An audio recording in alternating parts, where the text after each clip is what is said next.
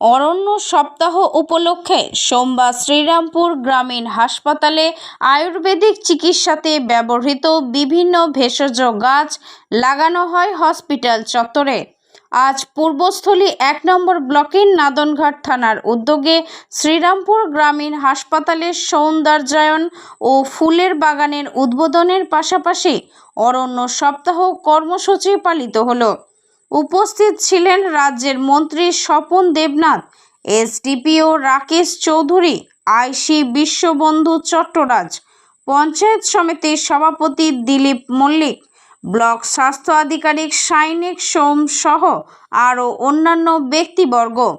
এদিন শ্রীরামপুর গ্রামীণ হাসপাতালে বেশ কিছু ভেষজ গাছের চারা রোপণ করা হয়। এর পাশাপাশি অরণ্য সপ্তাহ এবং স্বাস্থ্য বিষয়ক আলোচনাও হয়। মৃত্যুঞ্জয় যশের report, Memari special news. Nadanghat পুলিশের উদ্যোগে এর আগের দিন যেটা বলেছিলাম যে আমাদের এই হাসপাতাল চত্বরেই আমাদের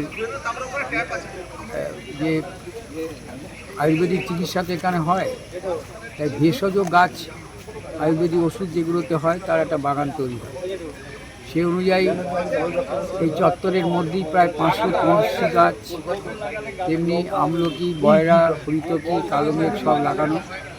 আজকে এর আগে হয়েছিল, আজকে শুরু হলো সব ভেষজ ওষুধের জন্য যে গাছগুলোর প্রয়োজন হয় সেগুলো দিয়ে আমরা শুরু করলাম। এছাড়া এই হাসপাতাল চত্বরে সৌন্দর্যায়ন ফুলের বাগান ইতিমধ্যে নাদনঘাট থানার উদ্যোগে তৈরি হয়েছে এবং সেখানে আজকে আনুষ্ঠানিকভাবে উদ্বোধন করা হলো।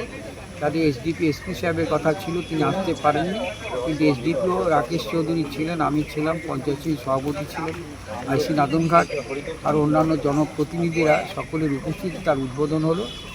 আবেদন করব যে গাছগুলোকে আমরা যদি রক্ষা করতে পারি সেই চেষ্টা আমাদের হবে। একদিকে হাসপাতালের চিকিৎসার জন্য 100 বেডের হাসপাতালে তৈরি হয়ে গেছে, কিন্তু সেই কেন্দ্রের ব্যবস্থাপনার জন্য সব কিছু নেওয়া হচ্ছে। একটু সময় তো লাগছেই, তার কারণ বিদ্যুতের কানেকশান দরকার, ইকুইপমেন্টগুলো দরকার, সবগুলোই চেষ্টা চলছে। বলি তো রাতারাতি সব হয়ে যায় না।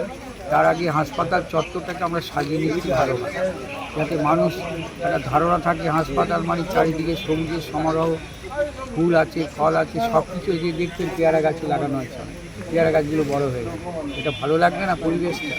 তার চেষ্টা হচ্ছে। আজকে অরণ্য সপ্তাহে সবার কাছে আবেদন থাকবে, গাছ লাগাও, প্রাণ বাঁচাও। একটি গাছ অনেক প্রাণ।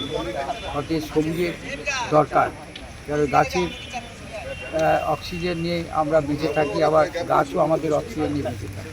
অতএব সবুজায়ন দরকার, প্রকৃতিকে বাঁচানো দরকার। এই আবেদন হাসপাতাল চত্বর থেকে আমরা শুরু করব।